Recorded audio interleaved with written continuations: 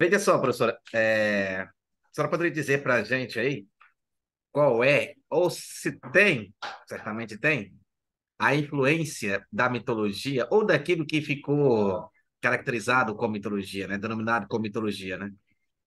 Qual a influência é, dela na mitologia ou daquilo que é denominado como mitologia em nossos tempos, né? Mas só uma questão. Se ela está nas lendas, se lenda e mitologia é a mesma coisa.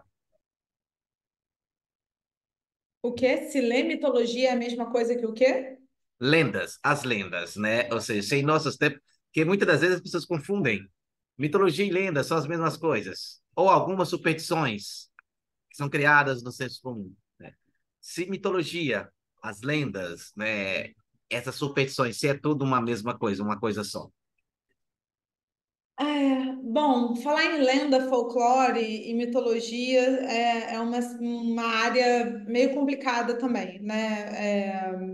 Por isso que normalmente eu uso o termo narrativas sagradas ou as narrativas religiosas, espirituais de tal povo, em tal época, porque normalmente quando a gente entra nessa disputa sobre o que é mito, o que é lenda, o que é folclore, vão ter várias maneiras de explicar esse tipo de coisa. Alguns teóricos, alguns autores e pesquisadores vão dizer, não, o que define, o que diferencia mito de lenda é que um permanece na tradição oral, outro permanece, outro tem um registro escrito. Um está vinculado à dimensão da épica e do trágico, outro da oralidade. Um está vinculado aos povos, entre aspas, e eu falo isso de maneira crítica, civilizados e europeus, ou que de alguma forma vão ser capturados pela narrativa europeia sobre o que é cultura, e outros sobre os povos, não sei, ameríndios, por exemplo. Então é muito complicado falar de mito, folclore, lenda como coisas diferentes.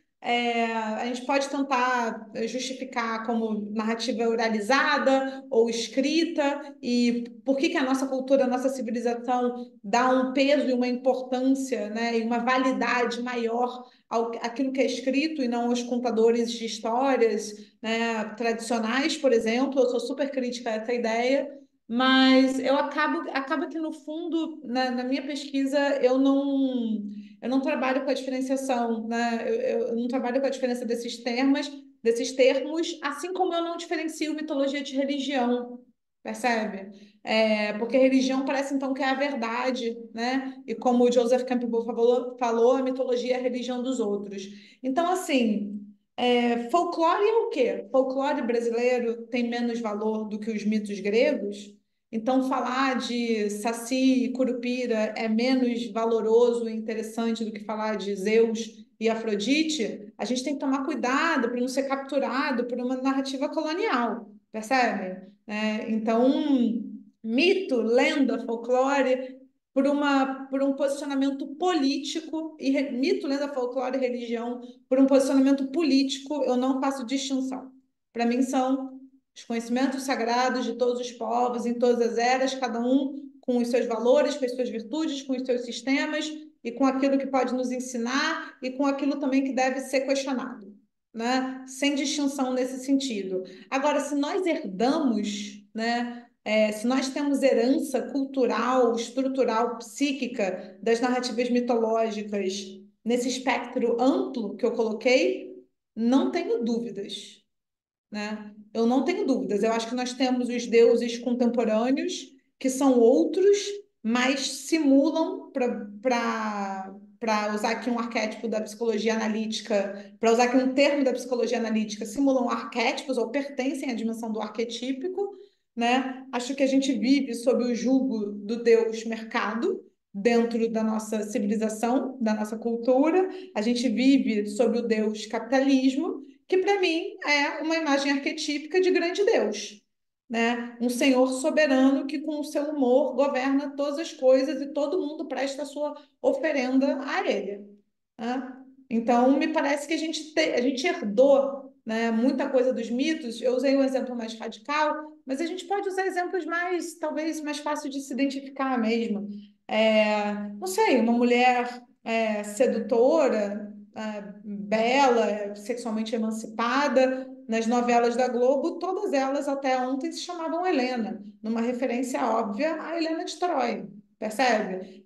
Se você andar na rua, você vê que tem carro chamado Creta, né? A gente tem, assim, uma das marcas de venda de sapato mais conhecidas do mundo é a deusa da Vitória, Nick ou Nike, percebe? A gente herda, se você andar, eu moro no Rio de Janeiro, né? Se você andar com atenção no Rio de Janeiro, mas isso em qualquer lugar, gente. Mas para falar da minha experiência, né? Se você olhar com atenção no Rio de Janeiro, você olha, vai andando na rua e você vê símbolos maçons, por exemplo, símbolos Rosa Cruz, as próprias igrejas e catedrais e capelas, né? Para a gente falar aqui mais de mitologia ou narrativas sagradas das culturas abraâmicas ou da herança cristã, em tudo quanto é lugar, né? E ainda assim, grega, né? Ainda assim, a gente fala até hoje, eu estava trabalhando isso outro dia, essa ideia numa aula que eu dei ontem. A gente fala na cultura, assim, de maneira normal, que o amor é um campo de batalha. Love is a battlefield, né? No amor e na guerra vale tudo.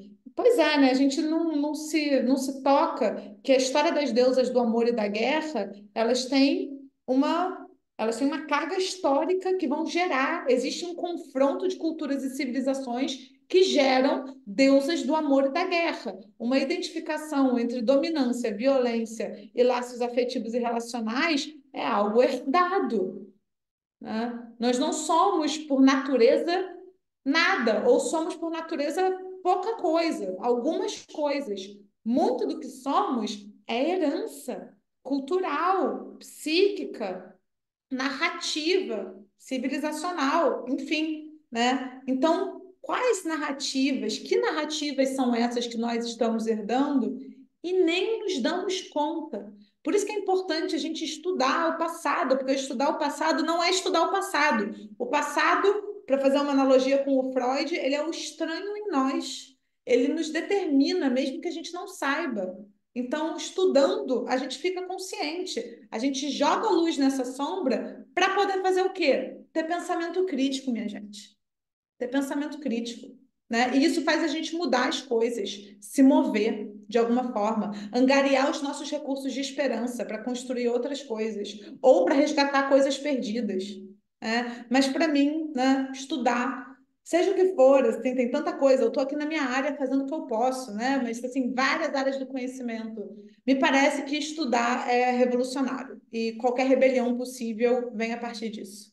Sempre, né? Parece que desde Sócrates, né? Estudar sempre foi ato de rebelião, de se rebelar, né? Professora, estou satisfeito aqui com a sua participação aqui em nosso canal, abrilhantando esse espaço, né? Trazendo aqui informações muito ricas aqui para o nosso público. E já convido para voltar aqui outras vezes, né? Numa live, olha só, quem sabe ao vivo, podemos até. A gente chegou a fazer uma live com a senhora ao vivo aqui, né? Para ter essa interação com o nosso público ao vivo, né? Será muito interessante. E você que nos acompanha, né? Se você não é inscrito no canal, se inscreva no canal e ative o sininho exatamente para ficar antenado, né? Se essa live vai ocorrer, essa live possivelmente pode ter ocorrido, dependendo do dia que você está assistindo esse vídeo. Se não, fique atento para você não perder esse momento. Bom, já contando aqui com o sim da professora, né? Combinado, vai ser um prazer e uma honra. Pessoal, vejo vocês na live, espero que vocês tenham gostado da conversa.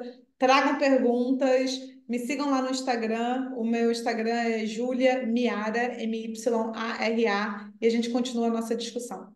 Obrigado, professora. Obrigado você que nos acompanhou. Caso você se esqueceu, deixe o seu like nesse vídeo e compartilhe esse vídeo com mais pessoas. Como eu digo aqui, aquilo que é bom é para ser compartilhado. Um abraço e nos veremos em um próximo vídeo.